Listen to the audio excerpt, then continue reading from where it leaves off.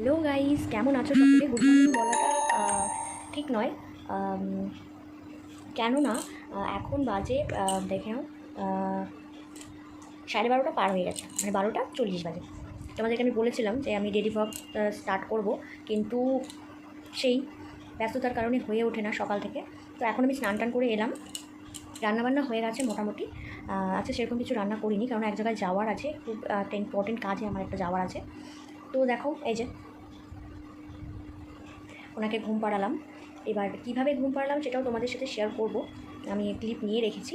তো এখন আমি ভাতটা বসিয়ে দিয়েছি। আসলে কি হয়েছে, সকালবেলা যদি ভাতটা করে রাখি সেটা আবার আমার হাজব্যান্ড মানে অতটা পছন্দ করে, মানে গরম গরম ভাত খেতে একটু বেশি ভালোবাসে। তো যার জন্য এখন ভাতটা বসিয়ে দিলাম, একটু পরেই উনি চলে আসবে, তারপরে আমরা একসাথে খাওয়া দাওয়া করবো, তারপরে বেরোবো। হাজব্যান্ডের সাথে বেরোবো না, পাড়ার একটা কাকির সাথেই যাবো। তো চলো তোমাদেরকে দেখিয়ে দিই যে আজকে আমি কী রান্নাটা করলাম। রান্না করাটা তোমাদের সাথে শেয়ার করতে পারিনি, যেহেতু খুব তাড়াহুড়ো করে করেছি, কারণ আজকে এক জায়গায় যাওয়ার আছে, আর আমার বাবানকেও একটু স্নান খাওয়া দাওয়া ওরও একটু কাজ থাকে, যার জন্য। চলো তাতে কী হয়েছে এখন একটু দেখিয়ে দিই, চলো।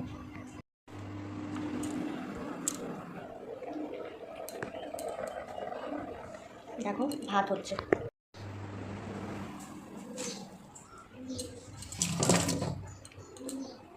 চলে এসেছি রান্নাঘরে। তো চলো তোমাদেরকে দেখিয়ে দিই।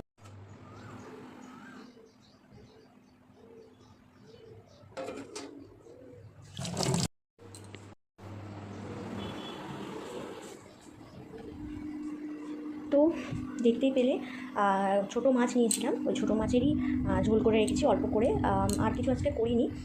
একটা রান্না কোনো দিনই হয় না আমাদের, 2 থেকে 3টে হয়, বাট আজকে বললাম যে তোমাদের কাছে আমি এক জায়গায় যাবো, যার জন্য একটু তাড়াহুড়ো করে রান্নাটা করেছি। তো এখনকার মতো এটাই, রাত্রে দেখা যাবে কিছু একটা করে নেব।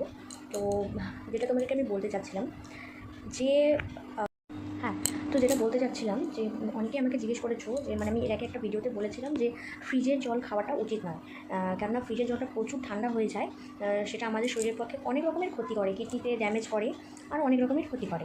তো তার জন্য আমাকে অনেকে কমেন্ট করেছিলে যে তাহলে জল তো গরম হয়ে যায়, তাই না? অনেকে আছে, অনেকের বাড়িতে যাদের কল রয়েছে, তারা তো সঙ্গে সঙ্গে কল থেকে জলটা নিয়ে নিতে পারছে। তো কলের জল খাওয়াটা সবথেকে বেস্ট, আর কলের জলটা ঠান্ডাও থাকে প্রচুর। কিন্তু কি হয়, অনেকের বাড়িতে মানে কলের জলটা ভালো না, যেমন আমাদের বাড়িতেই তাই, কলের জল আমাদের আয়রন, মানে খাওয়া যায় না আর কি। যার জন্য আমাদের বাইরে একটা কল রয়েছে, সেই কল থেকে আমরা জল এনে রাখি। দেখো আমি তোমাদেরকে দেখাচ্ছি। তো ব্যাপারটা হলো, ওই বালতিতে আমি জলটা নিয়ে আসি বাইরে থেকে, নিয়ে এসে রেখে দিই, তারপরে কী করি, ওই জলটা আমি বোতলে ভরি। ঠিক আছে, সব থেকে বেস্ট হয় যেগুলো তোমার খুব পাতলা হয় বোতলগুলো, যেগুলো ধরো বিসলারির বোতলগুলো, জলের বোতলগুলো, ওগুলো কী হয়, তাড়াতাড়ি ঠান্ডা হয়। চলো এবার আমি তোমাদেরকে দেখাচ্ছি যে ওই বালতি থেকে বোতলে জলটা যে আমি ভরলাম, সেটা ভরে আমি কী করি, কীভাবে আমি ঠান্ডা জলটা খাই। তো চলো তোমাদেরকে আমি দেখাচ্ছি। তো দেখলে তোমরা যে ওইভাবে বালতিতে কিন্তু আমি কলের জলটা নিয়েছি, কলের যে ঠান্ডা জলটা হয় সেটা নিয়েছি, সেটার মধ্যে আমি বোতলগুলোকে ডুবিয়ে রেখেছি। এবারে বলি, যেটা করবে তোমরা, ওই যে জলটা তুমি বালতিতে নিয়েছো, সেটা কী করবে, মানে দিনে দুবার ওই জলটাকে পাল্টে দেবে। মানে ধরো সকালে ঘুম থেকে উঠে তুমি বালতিতে জল দিয়ে সেটাকে ভিজিয়ে, মানে ডুবিয়ে রাখবে বোতলগুলো। তারপরে কী করবে, যখন দুপুরে তোমরা খাওয়া দাওয়া করবে, তার 1 থেকে 1.5 ঘন্টা আগে জলটা চেঞ্জ করে দেবে। তাহলে কী হবে, জলটা ঠান্ডা হয়ে গেল, সেটার মধ্যে বোতলটা রাখো, তার আজকে জলটা ঠান্ডা হয়ে যাবে। তো এইভাবে আবার ধরো সন্ধ্যাবেলা তোমরা একবার চেঞ্জ করে দিলে, তো এইভাবে তোমরা ট্রাই করতে পারো। অ্যাকচুয়ালি এই আইডিয়াটা আমার মা ওই বাড়িতে এরকমই করে। মানে সত্যি কথা বলতে, ওই বাড়িতে আমাদের ফ্রিজ নেই, ফ্রিজ কেনাও হয়নি, কারণ আমার মার পছন্দ না ফ্রিজ, একেবারেই ফ্রিজের কোনো জিনিস এখন মা খাওয়া পছন্দ করে না। তো যার জন্য মা কী করতো, ওই বোতলগুলোকে জলে ভরে ভরে ওই বালতির মধ্যে দিয়ে রাখতো কিন্তু, আর জলগুলো সত্যি ঠান্ডাও হয়ে যেত। তো সেই জন্য আমি এই বুদ্ধিটা ট্রাই করেছি, এবং খুব কাজও দিয়েছে। তো তোমরা একটু ট্রাই করে দেখতে পারো, আর ট্রাই করে আর ট্রাই করে আমাকে অবশ্যই জানাবে যে তোমাদের কেমন লাগবে। ঠিক আছে, তো অনেকেই অনেক কিছু কমেন্ট করে থাকো, তো সব কমেন্টের উত্তর একটা ভিডিওতে দেওয়া সম্ভব নয়, যার জন্য নেক্সট ভিডিওতে আবার আমি অন্য প্রশ্নের উত্তর দেবো। তোমাদের যার যেটা জানার আছে তোমরা তোমাকে প্রশ্ন করতেই পারো। তো আজকে এই পর্যন্তই, আবার দেখা হচ্ছে। আমি এখন ভাতটা নামাবো, ভাতটা আমার হয়ে গেছে।